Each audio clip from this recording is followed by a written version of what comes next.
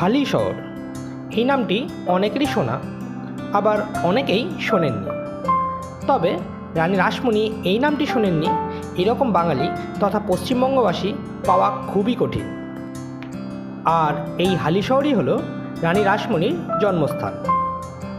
এই হালি শহরই কিন্তু আবার সাধক রামপ্রসাদের জন্মভিটা। আজকে আমরা ঘুরে দেখব এই রানী রাসমণির ঘাট ও মন্দির, সাধক রামপ্রসাদের বাড়ি ও রামপ্রসাদের ঘাট, আর সেই সঙ্গে একটি উপরি পাওনা হলো ফুচকা গ্রাম। হাই বন্ধুরা, আমি কিংশুক ট্রাভেল অ্যান্ড ইট চ্যানেলে আপনাদের স্বাগত।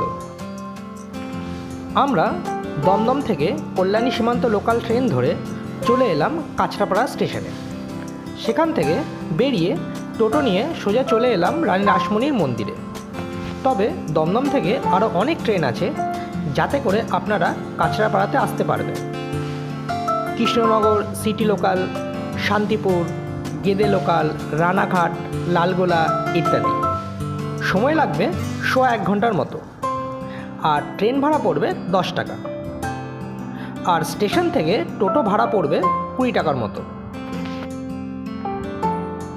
এই মন্দিরটি দক্ষিণেশ্বরের মায়ের মন্দিরের আদলেই তৈরি। মন্দিরের পাশ দিয়ে বয়ে চলেছে গঙ্গা নদী।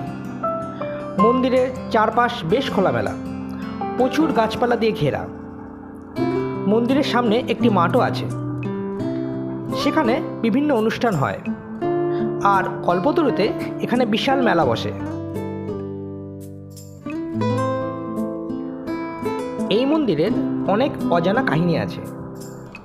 এই মন্দির দক্ষিণেশ্বর মন্দিরের আদলে তৈরি হলেও এই মন্দিরটি কিন্তু রানী রাসমণি তৈরি করেন। দক্ষিণেশ্বর মন্দির তৈরির আগে এই জন্মভূমিতে রানীমা মায়ের মন্দির তৈরি করতে চেয়েছিলেন, কিন্তু গ্রামের জমিদারদের অসম্মতির জন্য তিনি এখানে মন্দির তৈরি করতে পারেননি। তারপর তিনি বর্তমানে দক্ষিণেশ্বরের মায়ের মন্দির প্রতিষ্ঠা করেন। এরপর তার মৃত্যু হলে পরবর্তী সময় এখানে মায়ের মন্দিরের জন্য ভিন্ন মানুষের কাছে মা স্বপ্নাদেশ দেন। তারপরে তারা এখানে মন্দির তৈরি করেন, এবং মন্দিরটি রানী রাসমণির ইচ্ছার কথা মনে রেখেই মন্দিরটি দক্ষিণেশ্বর মন্দিরের আদলে তৈরি করা হয়।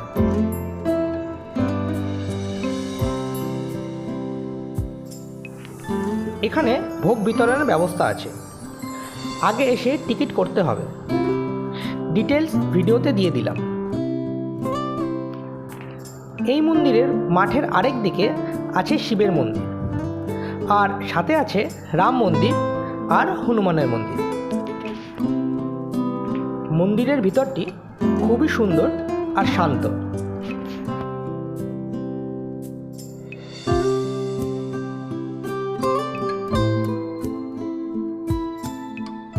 গঙ্গার পাড়ে বিকেলের দিকে বিভিন্ন দোকান বসে। আমরা দুপুরের দিকে গেছিলাম, তাই সেগুলো দেখতে পাইনি। সেখানে ঘুরে আর গঙ্গার পাড়ে বসে কিছুক্ষণ সময় কাটিয়ে তারপরে আমরা চললাম সাধক রামপ্রসাদের বাড়ির উদ্দেশ্যে।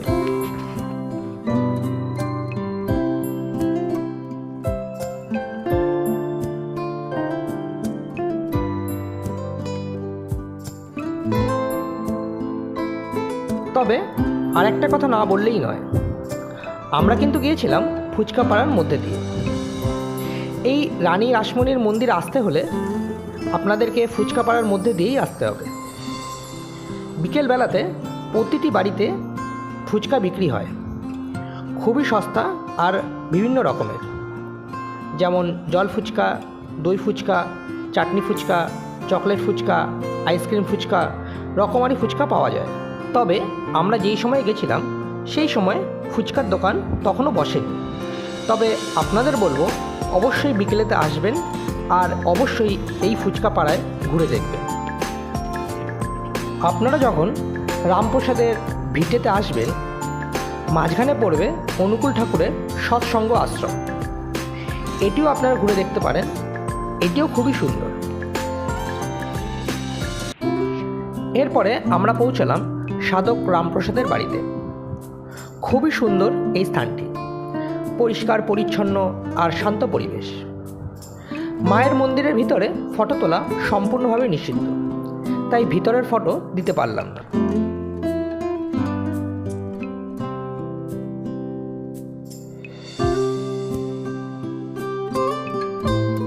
মন্দিরের সামনে আছে বট অশ্বত্থ গাছ। এর নিচে বসেই রামপ্রসাদ তার বিখ্যাত শ্যামাই সঙ্গীত গাইতেন।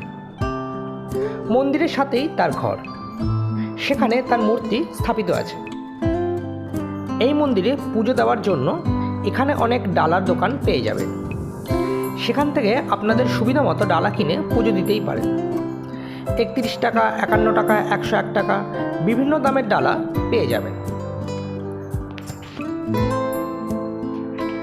এই মন্দিরের পাশেই আছে একটি পুকুর।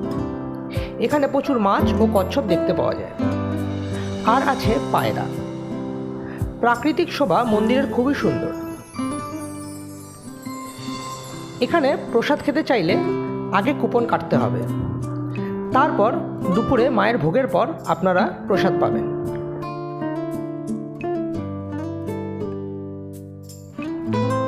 মন্দির থেকে ঘুরে আমরা গেলাম রামপ্রসাদের ঘাটে।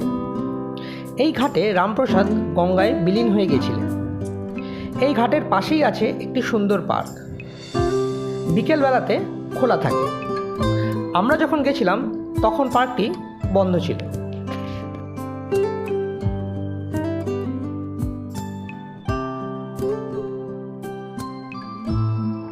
বিকেলে পার্কের পরিবেশ খুবই সুন্দর থাকে।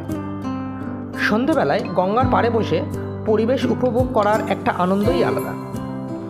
আপনারা এলে অবশ্যই এখানে এসে সন্ধ্যের গঙ্গার এই মনোরম দৃশ্য উপভোগ করবেন।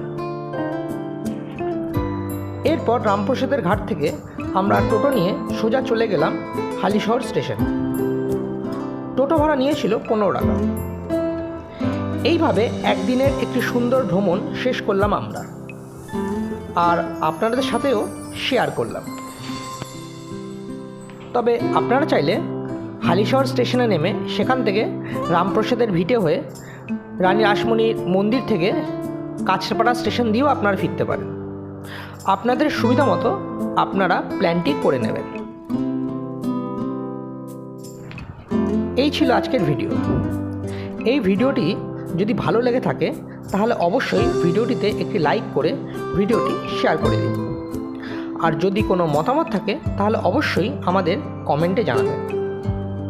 আর আমাদের চ্যানেলে নতুন হলে চ্যানেলটি সাবস্ক্রাইব করে আমাদের পাশে থাকুন। ধন্যবাদ।